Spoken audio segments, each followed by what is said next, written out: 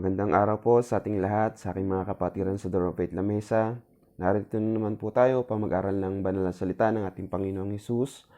At binabati ko po ang ating tagapanguna si Pastora Che Manansala at si Pastora Christy at ang lahat ng mga pastor ng Door of Faith Church. At samahan niyo po ako mga kapatid, tayo po ay manalangin sa ating Panginoon. Hallelujah. Panginoong Hesus, Ama, Holy Spirit, maraming salamat po sa lahat ng bagay na ginawa mo sa aming buhay. Kahit naman kami nagkukulang, hindi mo pa rin kami pinababayaan, Panginoon. Narito po kami, humingi po ng tawad sa inyo sa lahat ng mga kasalanan naming nagawa. Lihim man ito, sadya, inisip naming masama laban sa aming kapwa. Patawarin niyo po kami. Wala po kaming magagawa kapag hindi ka namin kasama, banal na Espiritu. Palagi nga namin mini-welcome sa aming puso, sa aming isip, sa lahat ng aming mga desisyon. Pangunahan niyo po kami, banal na Espiritu, na magkaroon po palagi ng katagumpayan ng lahat ng aming gagawin. Balutan niyo po kami ng iyong banal na dugo, Panginoong Hesus, upang walang magawa ang kaaway sa aming buhay. Lalong higit sa tagpong ito sa pag-aaral namin ng iyong mga banal na salita, Panginoon.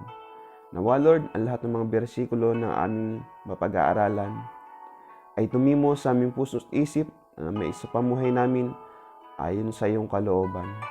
Panginoon, itago niyo po ako sa iyong likuran upang ikaw lamang ang mahayag, ang maparangalan, ang mapapurihan, na sa oras na ako'y nagsasalita,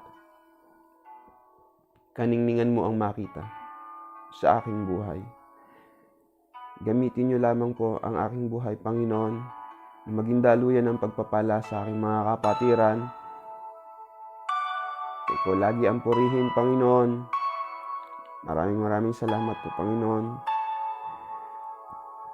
Ito po ang aking samot na langin na may pasasalamat at pagsamba sa pangalan ng iyong anak na si Jesus at sa palaging pagsama ng banal na Espiritu. In Jesus' name, Amen. Hallelujah.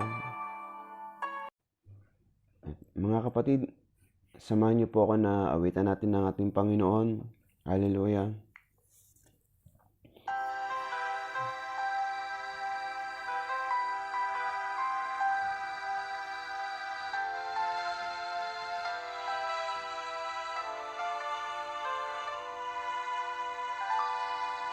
Ang puso ko'y dinudulog sa'yo, nagpapakumbaga't nagsusumamo, paging dapatin mo, ikaw ay mamasdan, magkanikat, sa'yo ay kumisan. Ang puso ko'y dinudulog sa'yo, nagpapakumbaga't nagsusumamo, paging dapatin mo, ikaw ay mamasdan, magkanikat, sa'yo ay kumisan. Loobin mo ang buhay ko'y maging banal mong tahanan, luklukan ng iyong wagas na pagsinta. Daluyan ng walang hanggang mga papuri't pagsamba, maghari ka, O Diyos, ngayon at kailanman. Hallelujah. Salamat po, Panginoon, sa kabutihan mo sa aming buhay. Praise the Lord.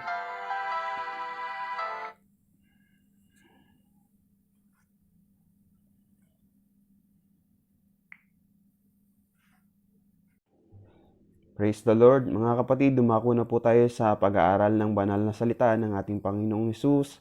At magsipagbukas po kayo sa akin sa John 11:38 hanggang 44 po.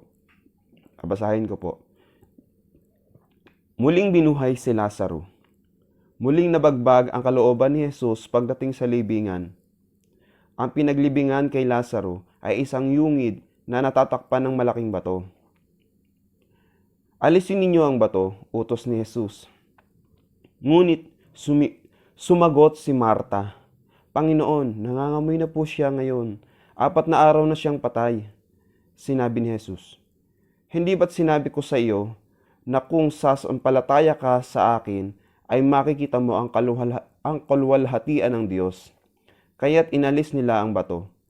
Tumingala si Jesus sa langit at sinabi, Ama, nagpapasalamat ako sa iyo sapagkat dinirinig mo ako at alam kong lagi mo akong diringgin. Ngunit sinasabi ko ito dahil sa mga taong naririto upang maniwala sila, ikaw ang nagsugo sa akin. Pagkasabi nito ay sumigaw siya, Lazaro, lumabas ka. Lumabas nga si Lazaro na nababalot ng telang panglibing. Ang mga kamay at paa ay nakatakip rin ng tela sa mukha. Inutos ni Jesus sa kanila, kalagan ninyo siya at nang makalaya. Amen. Praise the Lord. At napakaganda po ng ginawa ng ating Panginoon dito. Ito po ang pagbuhay kay Lazaro. At nakakatuwa po dahil nasaksihan mismo nila Marta ng mga alagad doon na totoong binuhay ng ating Panginoong Jesus si Lazaro. At ang sabi po dito, doon po sa verse 38, muling nabagabag ang kalooban ni Jesus pagdating sa libingan. Ang pinaglibingan kay Lazaro ay isang yungid na natatakpan ng malaking bato. Ang ating pong Panginoon ay talagang napaka malapit kay Lazaro. Dahil may doon nga po sa mga naunang mga bersikulo, ang pinakamaigsing Bible verse ay tumangi si Jesus. Umiyak po talaga ang ating Panginoon nung namatay si Lazaro. Kaya nung nakita po muli ng ating Panginoon ang pinaglibingan kay Lazaro, nabagbag ang kanyang loob bilang isang tao ang ating pong Panginoong Jesus ay alam naman po natin na siya ay naging tao. Hindi nawala sa kanya ang pagiging Diyos. At bilang isang tao, nakaramdam po siya ng lungkot, ng pighati. Basta po yung nararamdaman ng normal na tao ay naramdaman ng ating Panginoon Jesus nung nawala ang kanyang kaibigang si Lazaro.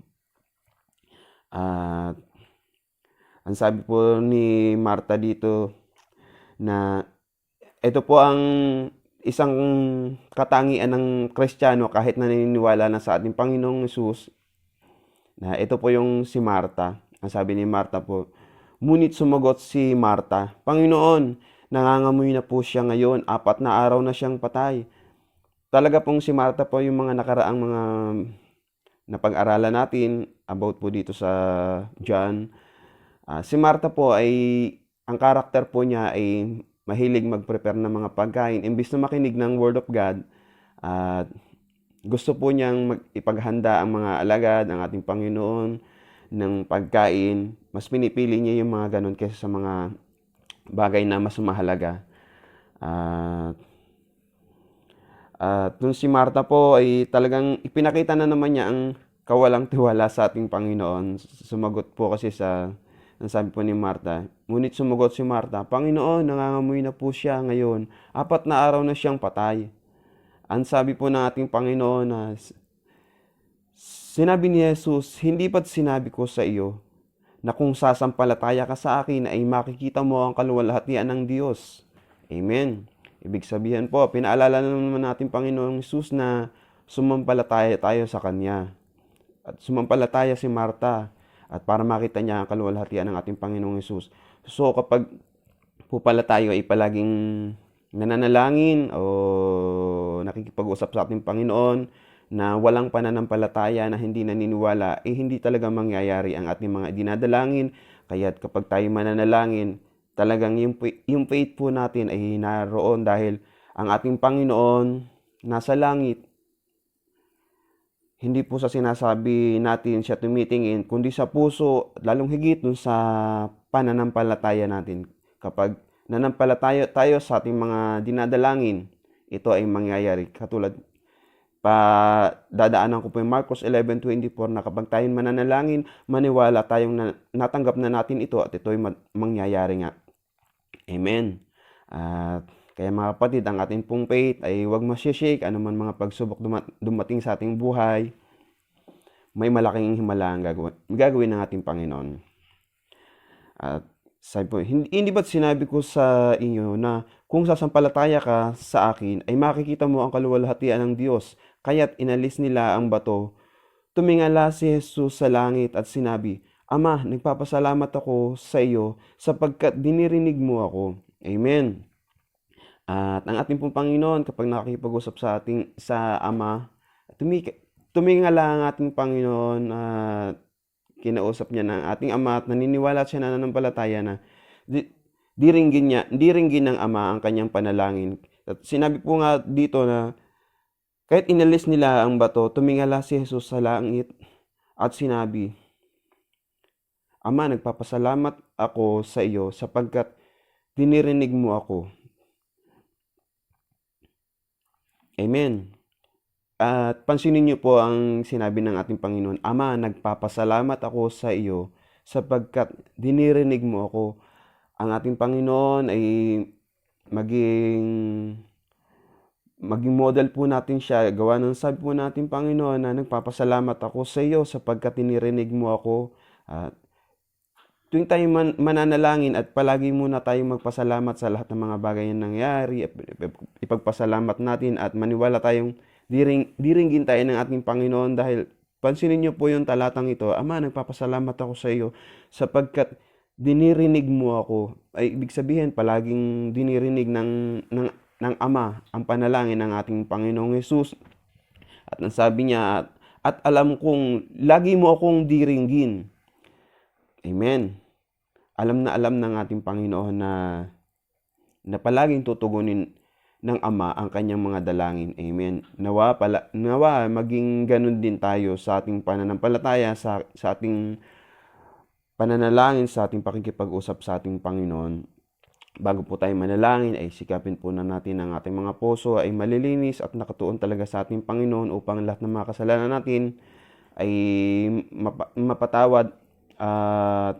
Dahil po kasi sa ating mga kasalanan, hindi naririnig na ng ating Panginoon, kumbaga tutugunin na at naharang lang ng ating mga kasalanan. Kaya sikapin po natin na bago tayo dumulog sa ating Panginoon, humingi muna tayo ng tawad at patawaran natin ang mga nagkasala sa atin. Marcos 11:25, upang lahat ng mga kasalanan natin ay patawarin din ng ating Panginoong, ng Ama, at ang lahat ng mga idudulog natin sa Kanya ay Kanyang diringgin. Amen. At sabi po dito, at alam kong lagi mo akong diringgin, ngunit sinasabi ko ito dahil sa mga taong naririto upang maniwala sila, ikaw ang nagsugo sa akin. Yun po, pinapatutuhanan ng ating Panginoon na para lalong higit na maniwala ang mga tao sa ating Panginoong Hesus. Sinabi niya na, at alam kong lagi mo akong diringgin, ngunit sinasabi ko ito dahil sa mga taong naririto upang maniwala sila, ikaw ang nagsugo sa akin. Amen. At pagkasabi nito ay sumigaw siya, Lazaro, lumabas ka. Lumabas nga si Lazaro na nababalot ng telang panlibing. Ang mga kamay at paa ay nakatakip rin. Amen. Ito, nanampalataya ang ating Panginoong Hesus na mabubuhay nga si Lazaro. At totoo ang ating Panginoong Hesus ay napaka makapangyarihan. Kahit na siya ay nasa katawang tao, ang pagiging Diyos niya ay nasa kanya pa rin, hindi nawala. Amen. At nakakatuwa po talaga na ang isang patay, 4 na araw ng mabaho na talaga. Katulad nga sinabi ni Maria, ngunit nananampalataya ang ating Panginoong Hesus na mabubuhay siya. Maniwala lamang tayo sa ating Panginoon at ito'y mangyayari nga. Amen. At hallelujah. At sinabi na ating Panginoong Hesus na inutusan ni Jesus sa kanila na kalagan ninyo siya at nang makalaya. Amen. At kalagan na po natin ng ating mga puso upang tayo makalaya sa mga kasalanan. Amen. At nakakatuwa po ang bersikulong ito dahil ito lamang, isa lamang po ito sa napakaganda at napakasarap ulit-uliting basahin dahil ang isa pong tao na namatay na ay hindi na kayang buhayin pa ng normal na tao. Tanging ang Diyos lamang ang makakabuhay. Amen. At mga kapatid, at anumang dumaan ng pagsubok sa ating buhay, huwag tayong mawawalan ng pag-asa. Dahil ito nga, kahit na namatay na, ay kayang buhayin ng ating Panginoong Hesus. Lalong higit pa tayo na buhay pa. Maniwala tayo at manampalataya sa ating Panginoon na hindi niya tayo iiwan, pababayaan man. Anong dumating na mga pagsubok sa ating buhay, ay palagi niya tayong sasamahan. Mga kapatid, samahan niyo po ako na manalangin. Hallelujah. Amen. Hallelujah. Panginoong Hesus, Ama, Holy Spirit, maraming salamat po, Panginoon, sa napag-aaralan naming mga salita. Nawa, Lord, tumimo ito sa aming puso't isip na manampalataya kami sa iyo, Panginoon, na magtiwala palagi. Nawa mag-alala, Panginoon, na ikaw ang bubuhay muli sa amin katulad ng pagkabuhay mo kay Lazaro, Panginoon. Nawa, Lord, sa pagdating mo ay mainit mo kami na madatna na naglilingkod sa iyo. Ang aming mga puso't isip ay walang mga bahid karamihan. Dahil sa pagdating mo, Panginoon, sa rapture, ay isang idlap lamang. Ayaw po namin maiwan dito, Panginoon, maging aming mga buong pamilya, Panginoon. Dalangin namin, Lord, na huwag kaming matulad kay Marta na ang Espiritu ay palaging nakatuon sa pag-aalala, sa paghahanda ng mga bagay na hindi kalugod-lugod sa iyo. Tulungan niyo po kami, Panginoon, na mawala ang mga ganito, Panginoon. Bagkus, mag-focus po kami sa iyong mga banal na salita, Panginoon. Na kapag may sinabi ka, naniniwala kami at nananampalataya na ito ay mangyayari dahil napakaganda ng plano mo sa aming buhay. Maraming salamat po, Panginoon, sa pagtubos mo sa aming mga kasalanan. Hindi man kami karapat-dapat, pinili niyo pa rin kami, Panginoon. Maraming salamat po, Panginoon. Dinadalangin po namin, Lord, ang aking mga kapatiran. Naniniwala kami na nananampalatayaan lahat ng mga pinagdadaanan, lahat ng mga pagsubok. Ito ay magkakaroon ng katugunan. Pinapahintulot mo lamang ito, naniniwala kami na nananampalataya. Dahil may mas maganda kang gagawin at ito ang iyong kalooban. Inadalangin po namin, Lord, ang buong mundo, Panginoon. Tulungan niyo po kaming lahat, Panginoon. Hindi po namin kaya ito, Panginoon, nang wala ang pagsama mo. Kaya't samahan niyo po kami. Banal na Espiritu, naniniwala kami nananampalataya na naandiyan ka lamang palagi sa aming tabi, sa aming likod, upang i-guide kami sa tama. Nawa sa lahat ng mga desisyon namin, ay kalooban mo lamang palagi ang masunod. Dinadalangin po namin, Lord, ang lahat ng mga pastors, mga elder, mga miyembro, at pinakabagong miyembro, Panginoon. Tulungan niyo po kami lahat, Panginoon, na makaakay pa ng mga kaluluwa nang wala pang ganap na relasyon sa iyo, Panginoon. Gamitin niyo po, Lord, ang aming buhay na hindi pa kami nagsasalita ay makita na sa amin ang kaningningan mo, Panginoon, na masabing totoong Kristiyano, Panginoon. Dahil mo, alam mo, Panginoon, ang kilos ng isang Kristiyano, Panginoon. Alam mo, Panginoon, na hindi pa kami nagsasalita. Basa mo na ang aming puso't isip.